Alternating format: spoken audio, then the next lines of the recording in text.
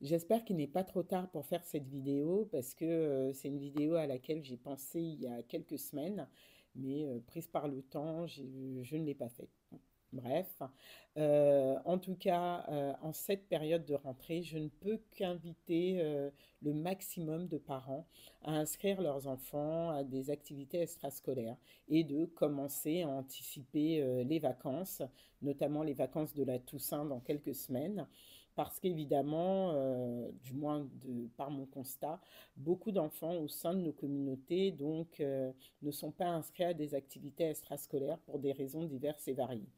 Donc, si vous en avez l'opportunité, inscrivez vos enfants, notamment au sport. Je pense que certains ont été inspirés par des sportifs lors de cette période de Jeux olympiques ou de Jeux paralympiques. Et soyez ouverts.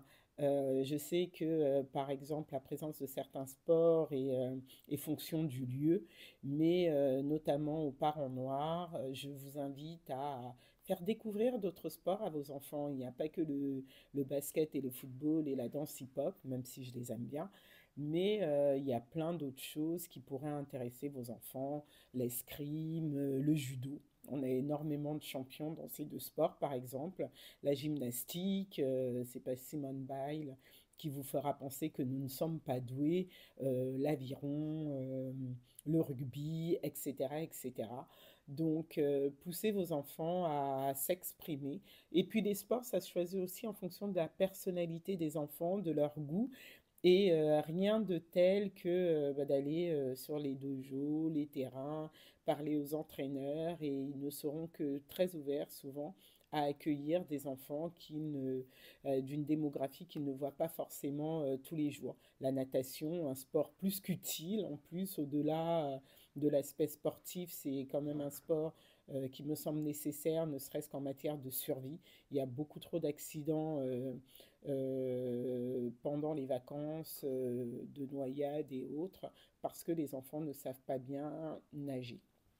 Et l'éducation à la natation se fait de moins en moins dans les écoles, donc pourquoi pas dans un club. La musique, je ne sais pas si c'est encore possible les inscriptions via les conservatoires, parce que ça se fait souvent plutôt au mois de mars, avril, ou avril-mai, en fonction des villes, si vous optez bien entendu pour le conservatoire public.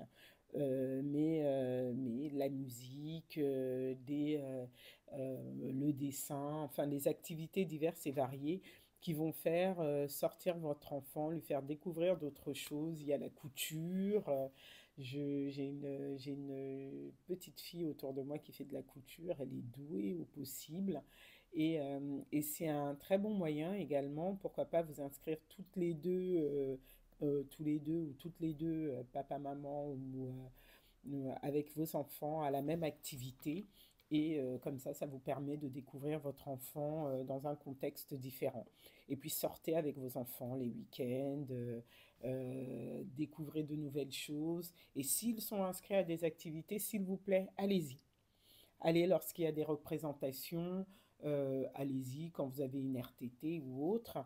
Intéressez-vous à leur vie, vous allez découvrir plein de choses sur vos enfants. Vos enfants seront mieux, ils seront pendant ce temps-là déconnectés, ils vont rencontrer d'autres personnes, ils vont apprendre à prendre confiance en eux, ils vont se découvrir des talents ou pas.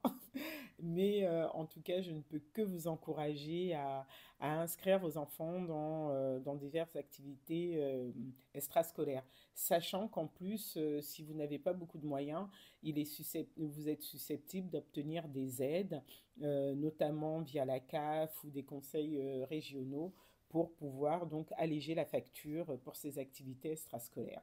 Donc pensez-y, c'est bien pour le moral, c'est bien également pour les apprentissages scolaires et il y a un lien, une corrélation directe entre le bien-être de l'enfant et le fait que celui-ci, en dehors de l'école, ait des activités qui le passionnent. Donc j'espère que vous allez faire et qu'il n'est pas trop tard dans vos villes.